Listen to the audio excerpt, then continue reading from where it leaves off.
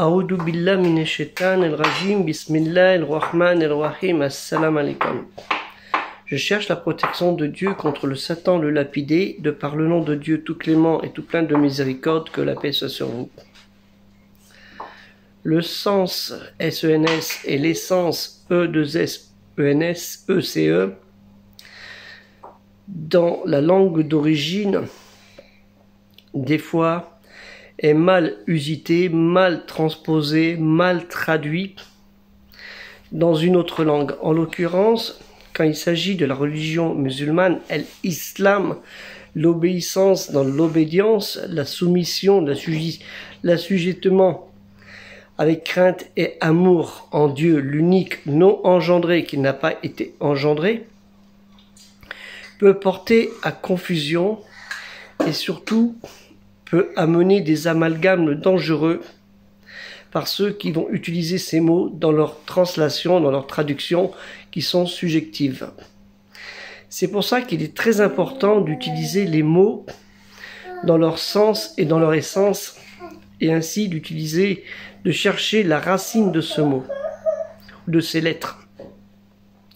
C'est pour ça que je vais vous laisser un lien, un exemple de mots très utilisés dans la communauté des obédients dans l'obédience, l'islam, les musulmans, les muslims, les obédients dans l'obédience, les soumis avec crainte et amour en Dieu, pour expliquer ces mots très importants qui malheureusement de part et d'autre portent à confusion et dont certains peuvent en profiter pour discréditer cette noble religion, qui est celle en fait du parachèvement de toutes les deux autres religions du monothéisme pur, à savoir le judaïsme et le christianisme, si on veut employer le terme christianisme, puisque Jésus n'a jamais utilisé ce terme christianiste.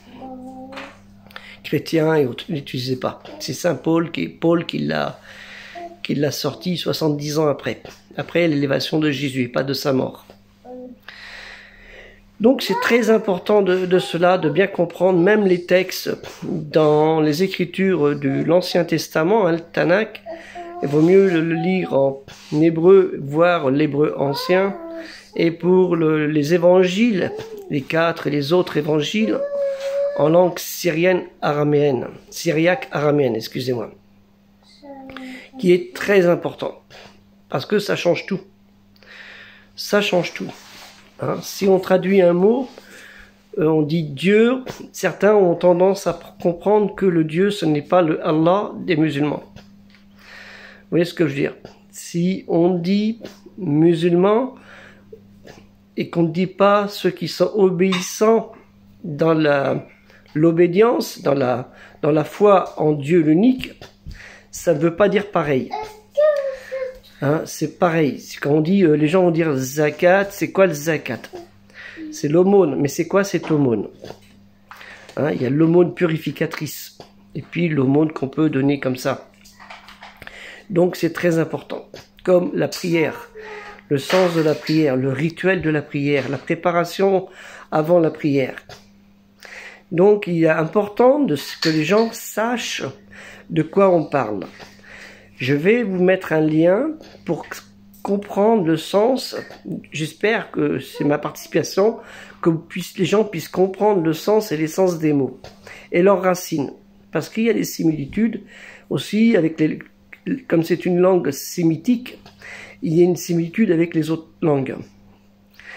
Donc je vous envoie ce lien, j'espère que ça va être utile et surtout aider le projet culturel musulman universel avec 2 € par mois que vous pouvez annuler à tout moment ou plus si vous voulez, et à la participation du projet de la quête qui aura lieu, Inch'Allah, si Dieu le veut,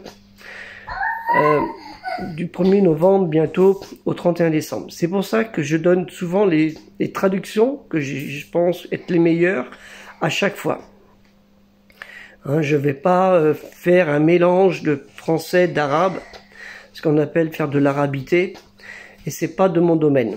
Au contraire, je parlerai un texte entièrement en français, et je donnerai le mieux que possible son vrai sens en arabe. Hein, le vrai sens en arabe, puisque en français, ce ne sera qu'une interprétation. Sur ce, je vous remercie beaucoup et continuez à regarder mes vidéos, Inch'Allah, pour vous souscrire.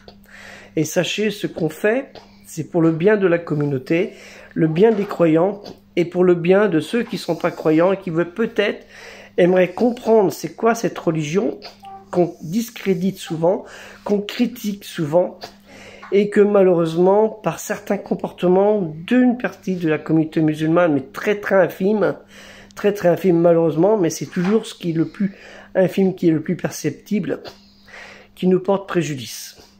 Que la paix soit sur vous. Assalamu alaikum.